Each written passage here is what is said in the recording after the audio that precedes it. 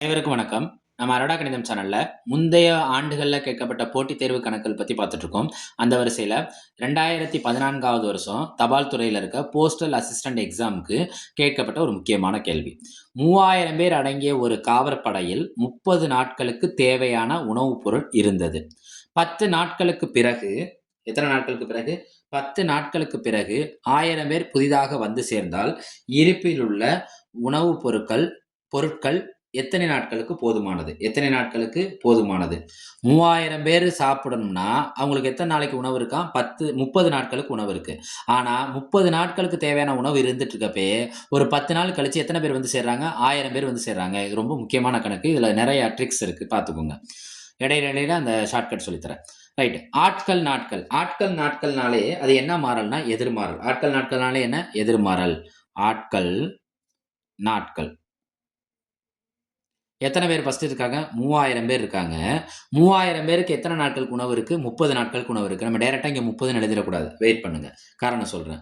அடுத்து எத்தனை பேர் புதுசா வந்து சேர்றாங்க? 1000 பேர் வந்து சேர்றாங்க. ஏற்கனவே 3000 பேர் இருக்கப்ப, இப்ப புதுசா 1000 பேர் வராங்கன்னா, எத்தனை பேர் ஆயிருவாங்க? 4000 பேர் ஆயிருவாங்க. அப்ப ஆட்கள் அதிகரிச்சா, கண்டிப்பா உணவுப் பொருட்களுக்கான நாட்கள் என்ன ஆகும்? குறையும். ஏன்னா, ஆட்கள் நேரம் எல்லாமே என்ன மாறல்னா எதிர்மாறல். 3000 பேருக்கு 30 நாட்களுக்கு உணவு இருக்கு. ஆனா 30 நாள் முழுமையா முடியல. 10 நாட்களே வந்து சேர்ந்துடுறாங்க. அப்ப பேலன்ஸ் எத்தனை நாட்கள் இருக்கும்? 20 நாட்கள். அதுதான் மெயின். நம்ம எக்காரணம் கொண்டு என்ன போட்டுறக்கூடாது? 30 நாட்கள போடக்கூடாது. ஏன்னா 10 நாட்களுக்கு பிறகே வந்து ஜாயின் பண்ணிடுறாங்க. 1000 பேரு. அப்ப 3000 எத்தனையா மாறிடுது? 4000ஆ மாறிடுது. அப்ப 30 நாள்ல 10 நாள் போயிருச்சு. அப்ப பாக்கி எத்தனை நாள் தான் இருக்கும்? 20 நாள் தான் இருக்கும். அப்ப இது கொஸ்டின் மார்க்கு. ஒன்றுக்கொன்று எதிரெதிர் திசையில செஞ்சா இது என்ன மாறல்? எதிர்மாறல். இன்னொன்னு ஆட்கள், நாட்கள், ஆட்கள் நேரம் எல்லாமே என்ன மாறல்? எதிர்மாறல். மாறல்னா மாத்தி யோசிக்கணும். எதிர்மாறல்னா நேரா எடுக்கணும். நேர்மாறல்னா மாத்தி எடுக்கணும். இப்ப எதிர்மாறலா? அப்ப நேரா எடுக்கணும். 3000 டிவைடட் பை 4000 பெருக்கல் 20. ஒரு ஜீரோக்கு ஒரு ஜீரோ கேன்சல் ஆயிரும். ஒரு ஜீரோக்கு ஒரு ஜீரோ கேன்சல் ஆயிரும். ஒரு ஜீரோக்கு ஒரு ஜீரோ கேன்சல் ஆயிரும். 3 பை 4 பெருக்கல் 20. ஒரு நாள் 4 ஐநான்கு 20. 3 5 பெருக்குங்க. 3 5 15. அப்ப எத்தனை நாட்கள்? 15 நாட்கள். அது குடுத்திருக்க ஆப்ஷன்ல ஆப்ஷன் எத குறிக்கும்னு பாருங்க. ஆப்ஷன் பிய குறிக்கும்.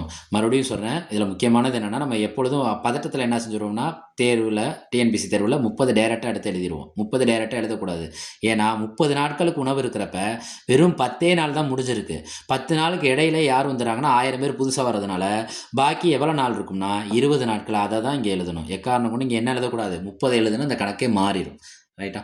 நம்ம அரோடா கணிதம் சேனல லைக் பண்ணுங்க, சப்போர்ட் பண்ணுங்க, ஷேர் பண்ணுங்க. நீங்க குடுக்குற லைக்ஸ் ஒவ்வொன்னும் யூடியூப் அல்காரிதம்ல நம்மளோட வீடியோக்கள மத்தவங்களுக்கு எடுத்துச் செல்லும். சப்ஸ்கிரைப் பண்ணுங்க. நன்றி.